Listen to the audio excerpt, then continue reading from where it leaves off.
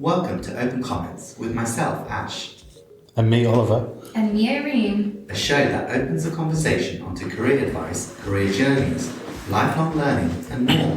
Through this innovative podcast, we'll be offering insightful dialogues with an equal mix of humour and candour. Join us as we embark on an engaging conversational journey with a diverse set of guests from different walks of life.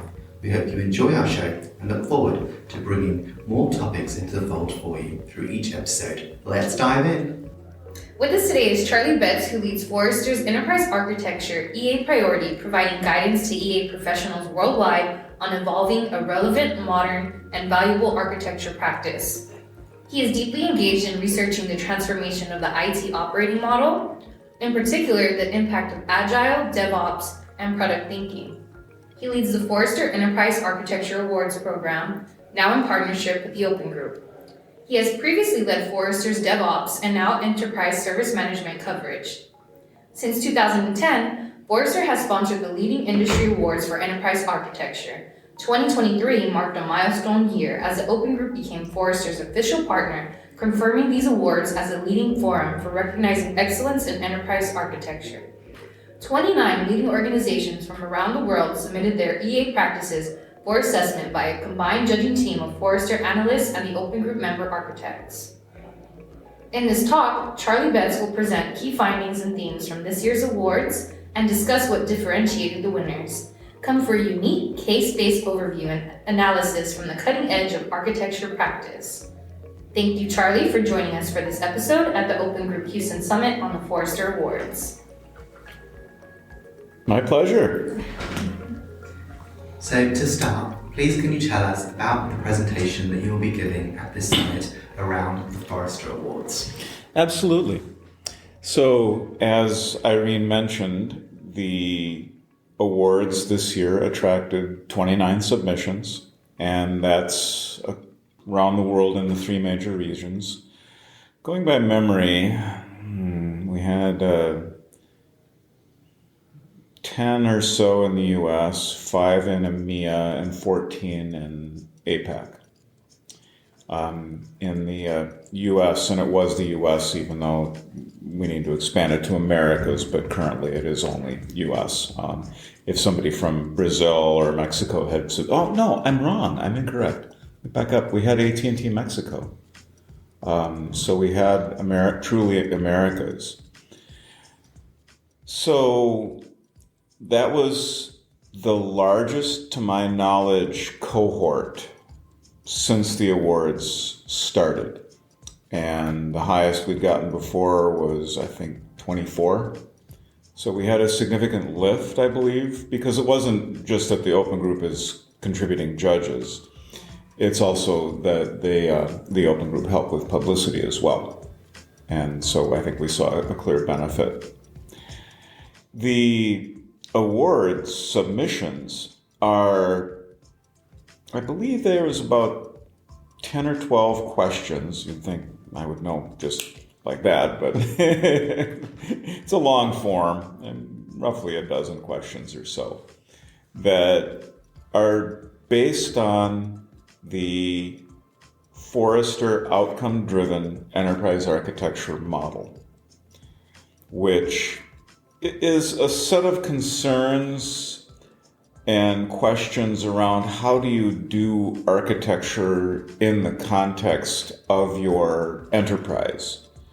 And in particular, how do you engage with your stakeholders on the business? What practices and artifacts do you employ? And how do you train architects? We ask these questions in a couple different ways. We ask some additional questions, and the answers to those questions informed my presentation, to get back to your initial question. We've gone through, taken multiple passes through the presentations. Certainly we started with the winners, and you'll hear case studies about the winners and why we thought they were excellent. But there were some broader themes across all 29 submissions. And maybe there were some ideas that maybe some of the people who didn't win, but they still had some very interesting and innovative ideas. So I'll be highlighting those too. I could go on, but I think you get the idea. Thank you. And what would you say makes you so passionate about what you do?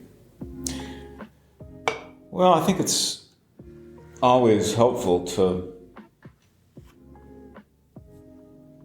find creativity and passion in whatever life has presented you. I find enterprise architecture endlessly fascinating. It's intellectually challenging. It makes a real difference. Your choice of architecture, the choices you make, really can impact your business. It can impact your employees. It can impact your customers.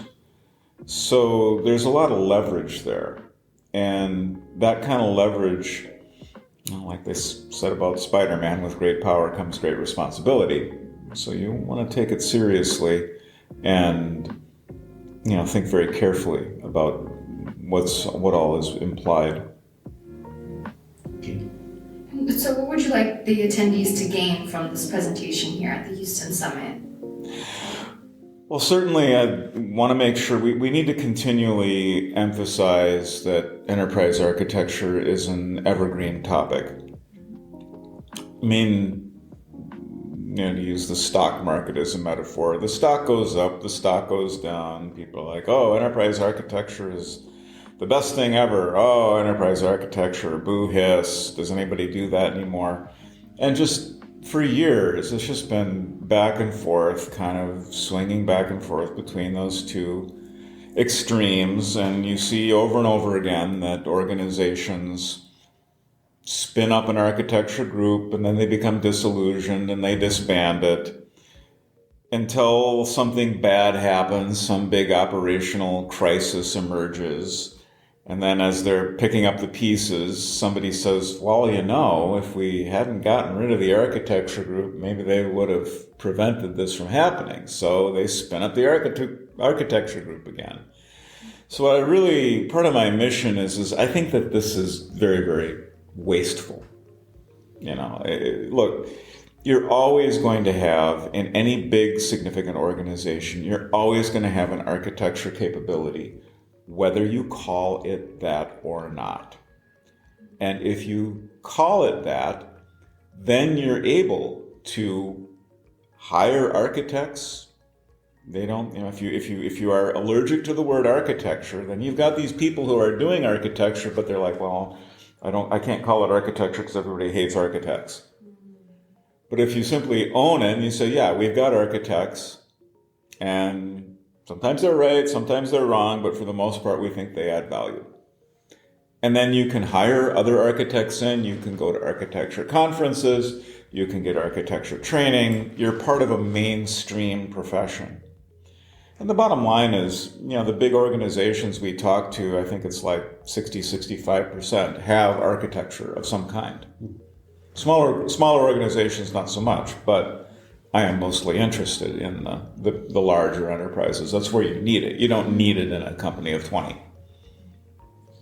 So I guess the purpose of the awards is what I want to get into is sure the inspiration, I guess, behind giving these organizations the recognition for their efforts. Mm-hmm. Is that a way to encourage these more organizations having these enterprise architecture teams and I guess keeping to them?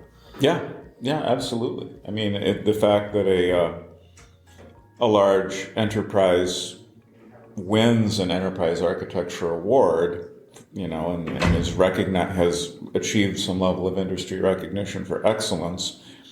Well, I think that management is probably going to be inclined to keep that capability around. Now, winning an award, well, what have you done for me lately? It's not going to, keep the organization supporting you if you're not working hard and adding value. Mm-hmm. But I think it definitely does add. And there's another side of it, is that the reason that people submit to these awards, they're one of the reasons we really like to see and we really support. They're not just doing it to get some piece of glass that sits on a shelf and gathers dust. They're doing it to give back. U.S. Bank was very clear about that. And I really appreciate this industry when people take that kind of a stance, that, hey, this industry has done a lot for me and my company's prosperous, I'm individually doing well.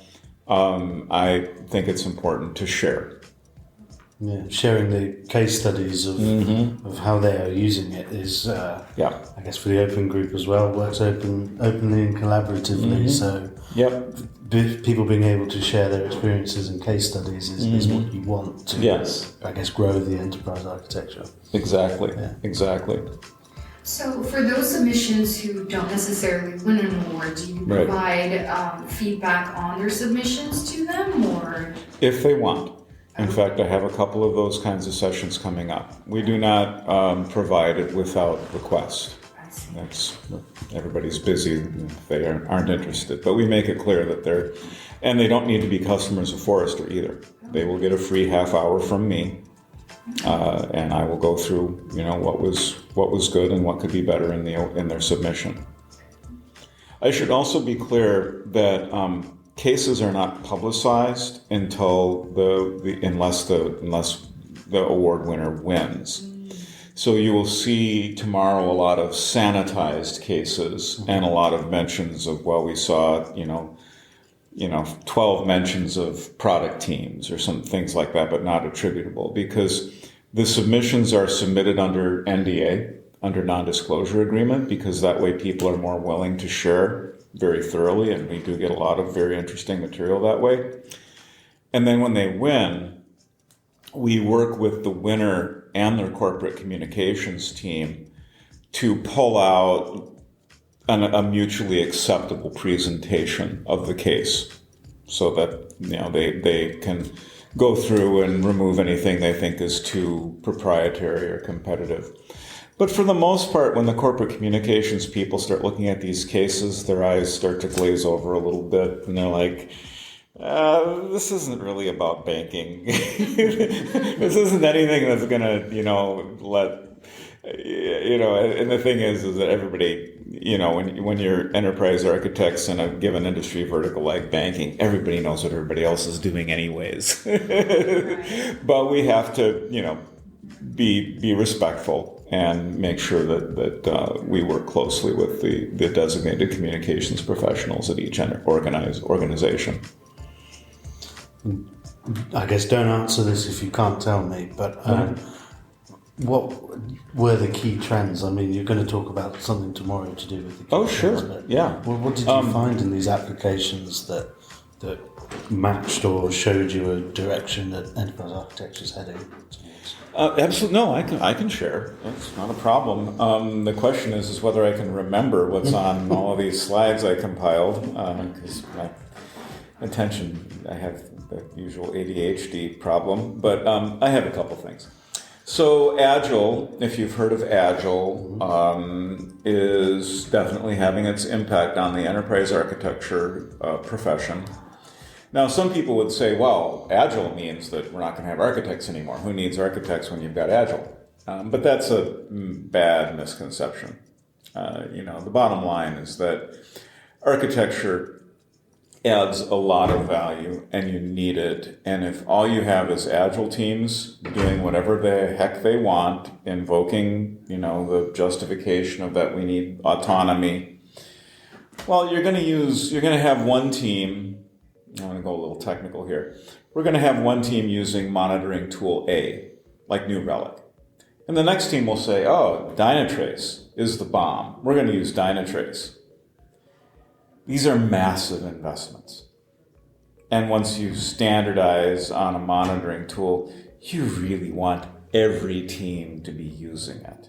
If you haven't got architecture or somebody playing that role, what's going to prevent people from using whatever the heck monitoring tool they want? And that's not going to be to anybody's benefit. First of all, these tools aren't that differentiated. You're not going to add a lot of value to the company, but you are going to take a lot of money off the bottom line by sprawling and fragmenting, and now you need to hire new relic specialists and Dynatrace specialists, not to mention what happens if you've got an incident where application A is failing because application B is failing, and you've got different monitoring on both apps.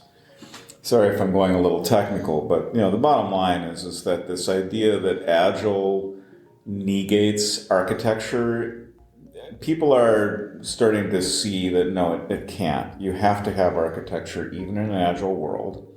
But how architecture operates is very important. Architecture used to be the notorious architecture, like the way people would experience architecture would be the notorious architecture review board. So if you're building a solution, you put all your diagrams together and fill out a 30-page form, pictures and long-winded statements of what you're doing.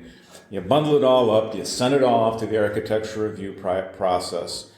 Radio silence for 6 weeks, and you're stuck. You can't deploy, you can't move ahead, you can't purchase the stuff you need. It depends on how the process runs, but the perception from the developer point of view is like, I'm just stuck. Will these architects get off the dime here and get me going again? And then they want more information, they come back and they want changes, and you just round and round, and it feels like you're in this never-ending treadmill of architecture review, and it goes on for 6 months before they finally bless you and say you can, go write some code now.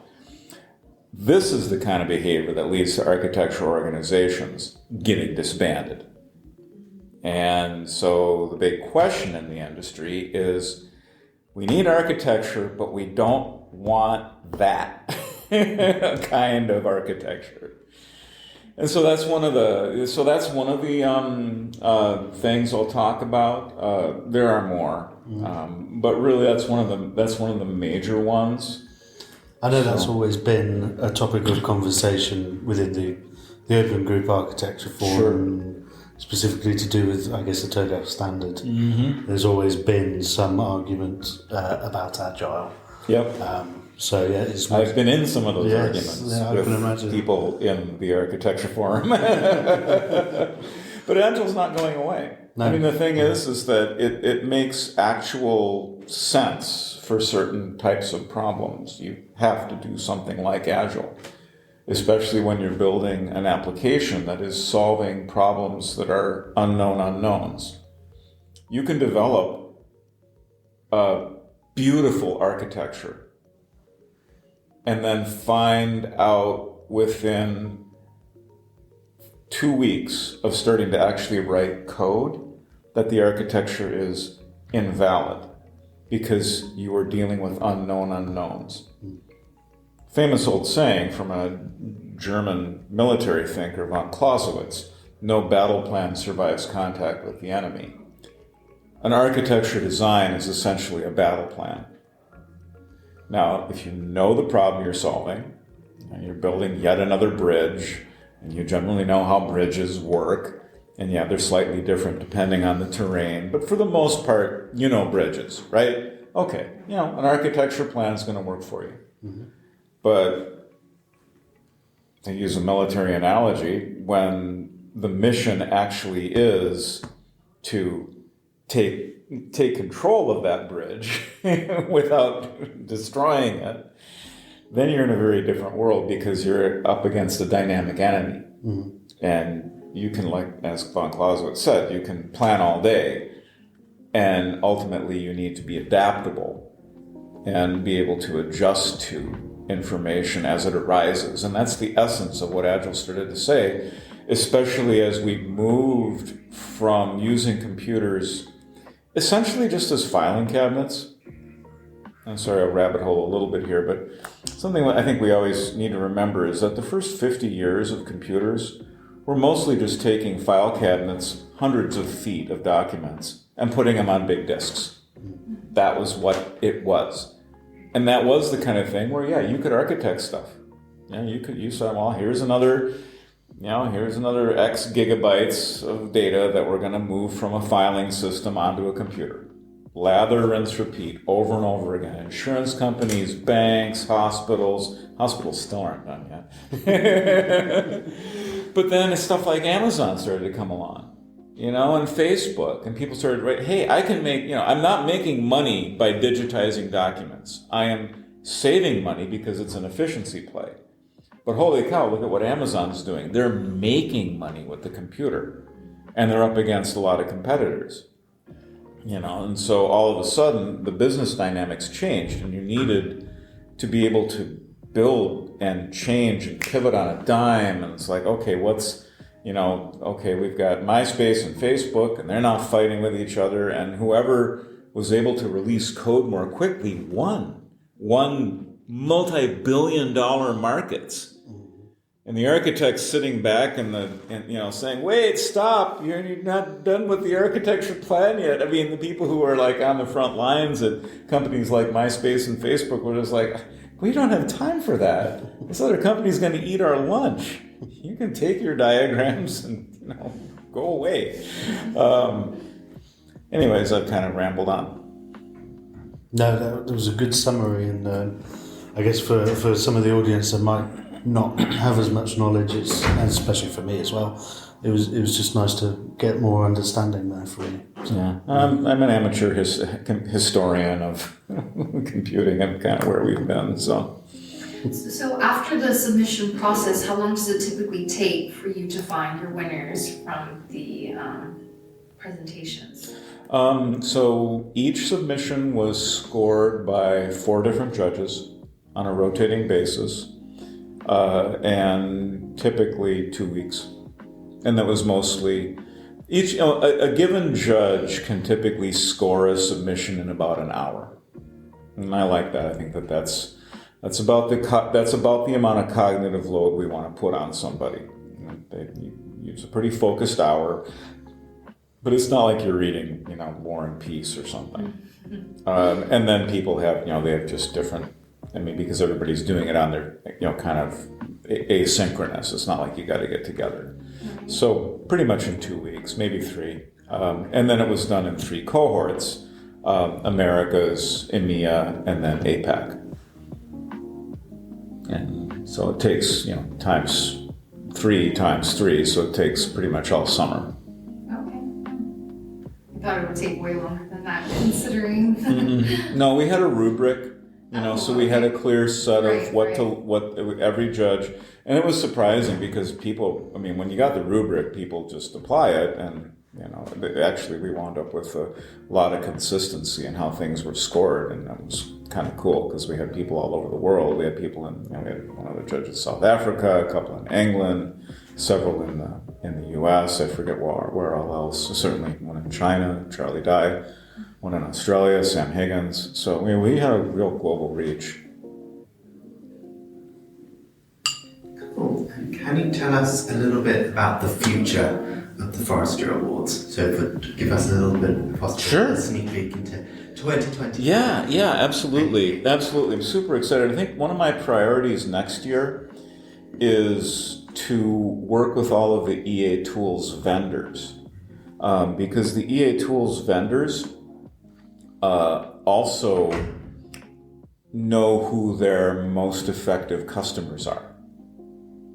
And the thing is we are going to be very even-handed. I have, like Biz Design nominates somebody and Mega nominates somebody. It's not even that there's a nomination process, but the process is wide open. So anybody can apply. So if Mega says to their number 1 client, hey, go apply, and Biz Design says to their number 1 client, go apply.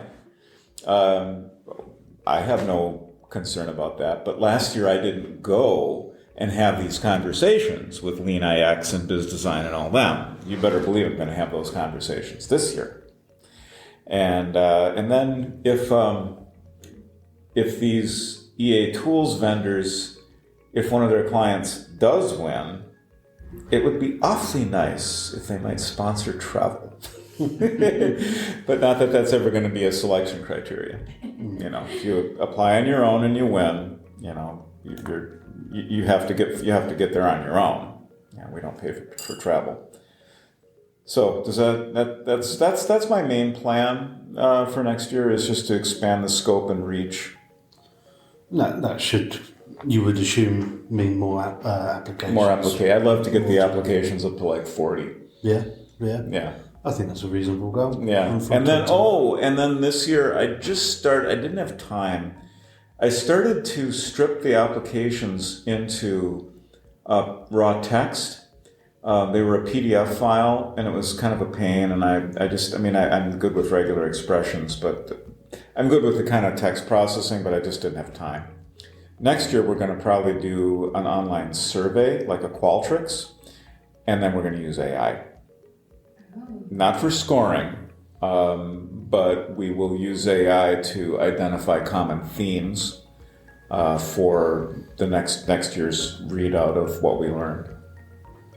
I'm assuming you've seen a lot to do with AI in the recent years in your time at Forrester. I am currently one of the lead authors on the Forrester Architect's Guide to Generative AI.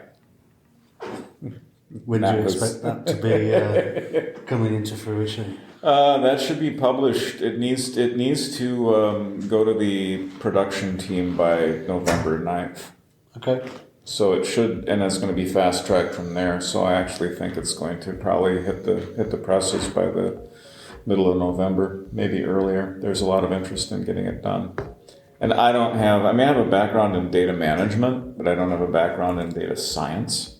And so I had to kind of scramble to update my skill sets and knowledge with the generative AI architectures, but having an architecture perspective and a background was useful. You just said something, and it's something we talk about in a lot of our podcasts with our guests, is lifelong learning. And you just mentioned that you had to essentially teach yourself or keep yourself up to date with emerging trends. So how do you go about doing that? And is that something you actively practice? Yeah, I practice it kind of subconsciously, but I choose there are certain sources that always come up for me. Medium, the articles on Medium are usually of very high caliber. I mean, there's some junk on Medium, but the articles that show up on my email feed that have had some level of vetting and public reaction, usually those articles are worth reading. And I've learned a lot. I learned a lot about Gen AI from reading Medium. Reddit is very, very good. There's a lot of very intelligent people on Reddit. I do read some of the stuff out on Y Combinator. And then a lot of just general industry, some of the vendors. I mean, the vendors always have a little bit of an agenda, but there's no advantage to a vendor, and most of the time there's little. I should back up. Most of the time there is little advantage to a vendor in saying completely inaccurate things. I mean, everybody knows that vendors need to sell. But I think sometimes we overemphasize, for the most part, most of the vendor stuff I read, pretty straight shooting. You have to read it, a little bit of skepticism, but it's not like they're just blowing smoke. And so I learned a lot just by reading. Lenovo has a phenomenal white paper on generative AI. And of course, Google and Facebook, these companies, as much as, there's so much, there's sometimes quite a lot of criticism in the media about the big digital properties like Facebook and Google and so forth. But these companies are submitting peer-reviewed caliber computer science papers. I mean, they created the fundamental architectures of generative AI. Retrieval augmented generation is a Facebook concept, Meta, right? Google invented the embedding models that are used to populate vector databases. So you can't be too, cynical about this stuff. They really invented it. So I learned a lot from all of those sources. If I was studying something different, I would probably choose slightly different sources. But in general, those ones that I named are pretty good.